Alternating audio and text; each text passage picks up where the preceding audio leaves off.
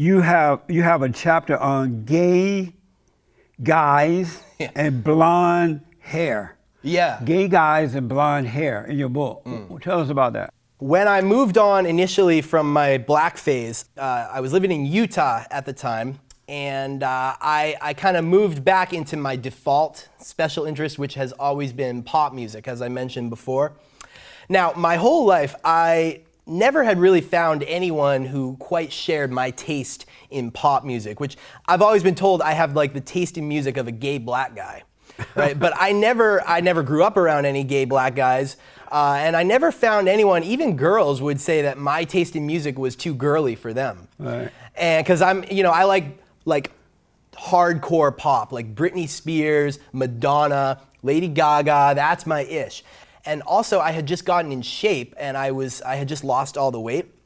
And gay guys had never been really nice to me before. They had always kind of been dismissive of me, but now, like, I looked really good. Like, I was in good shape. I was taking care of myself, I was tan, I was spiking my hair and everything. My teeth, I was making sure I was using Crest 3D, toothpaste. And all of a sudden, it opened up a door where gay guys were interested in, like, being friends with me, getting to know me. Was it because they were attracted to me? Maybe, but I thought I can use this to like make a friendship. I can use my looks to get friendship. I'm gonna like whore myself out for friendship. Right. And I wasn't really obsessed with gay guys per se, but I wanted to fit in with them because I realized like I could actually hang out with people that like the same music as me, and that was a big thing for me.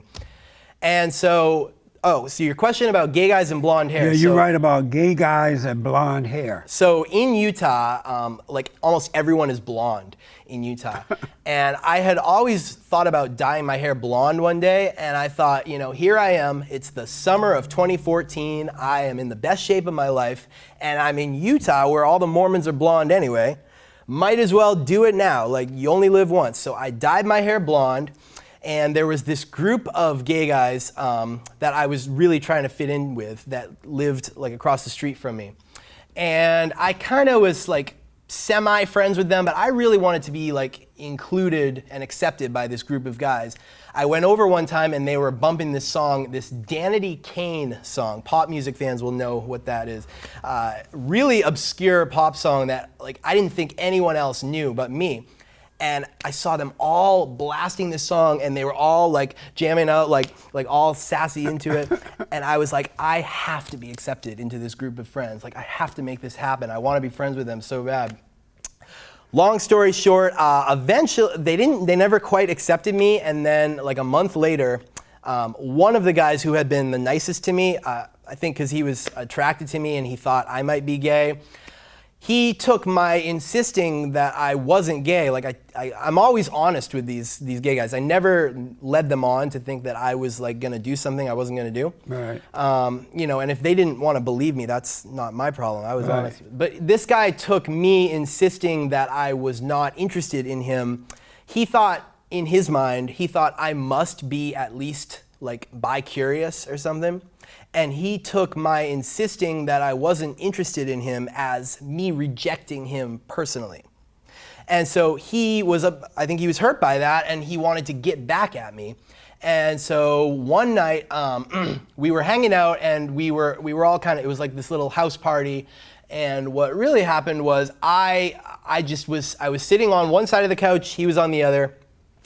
I was drunk and I was ranting about some, personal thoughts and just kind of ranting. And I look over after like 10 minutes and he's asleep. He's been asleep for like the whole time I've been talking. So I feel embarrassed and I get up and walk my drunk self home.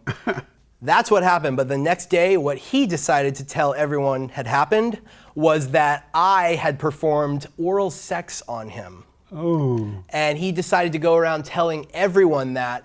And of course there was already like some rumors that like, oh, this guy might be gay, because I had the blonde hair. I also had a convertible at the time, and I would drive around blasting Lady Gaga all the way up in my drop top. I mean, and so you were doing the whole gay thing. yeah, well, so this guy, but what this guy knew is he knew that this is already in people's head about me. So he knew that if he just said this, it would be over for me, and no one would ever believe me over him because they've known him longer. Yeah. It's that classic dirty trick where like the guy who's been there longer gets believed over the new guy. And he was right. So he decided to spread this rumor all around town. He told everyone that something happened, and no one believed me, and they believed him. And that was kind of, I never ended up getting accepted into that group of guys. That was kind of it. I was like, all right, these guys don't want to be friends with me. Wow. Because they wouldn't, the thing was they wouldn't accept. That's an amazing story. They wouldn't accept me for who I was. You know, these are the kind of people they preach all about, we're accepting, we're tolerant, but like, they wouldn't accept that I wasn't gay. Yeah. And they were telling me, Dylan, it's okay if you're gay. It's okay if you're gay. And I was like, okay. Is it okay if I'm straight? Is that okay? And I also like Madonna and Britney Spears, but I'm also like girls. Like, is that all right? They wouldn't accept it.